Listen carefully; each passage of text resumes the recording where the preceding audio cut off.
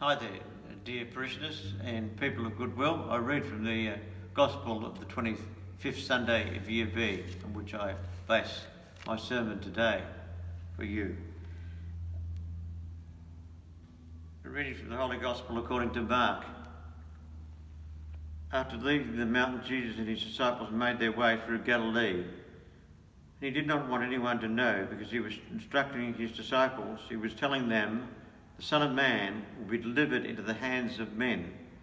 They will put him to death, and 3 days after he has been put to death, he will rise again."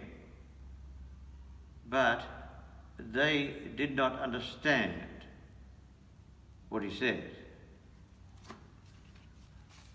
The Gospel of the Lord. They did not understand what he said, what Jesus said. The apostles didn't understand. Especially as a teenager, we want happy days and pleasant sailing. Yet pain can sometimes be the making of us. The great composer Beethoven is an excellent example of this. Deafness hit him as a young man. His genius only blossomed when he accepted the fact of his difficult state of deafness to the world around him. The night that he conducted his incredibly beautiful Ninth Symphony for the first time, he could not hear a bar of that music, nor could he hear the wild applause that awaited his debut. Yet he sensed that his labour was a triumph.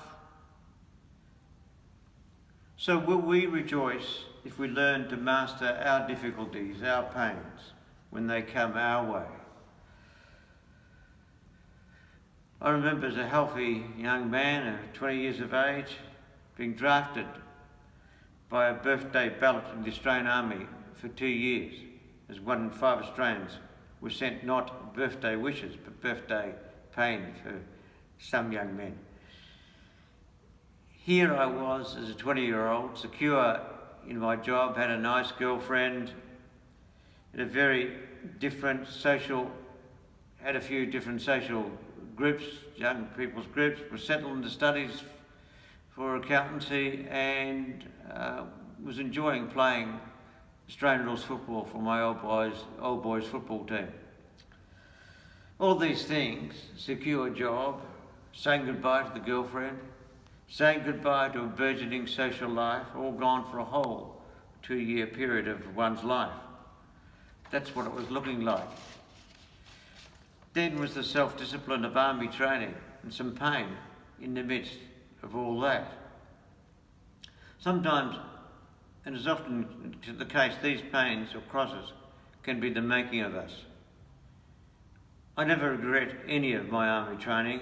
I'm a better human being for it. I'm a better man. I'm a more rounded man than I would have been with a so-called easier life at that time or for the future of my life.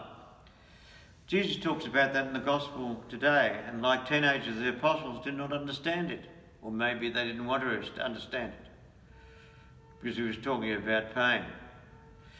Maybe the apostles wished him to talk about just happy subjects. They did not understand what he said. We hear in the Gospel, they did not understand what he said.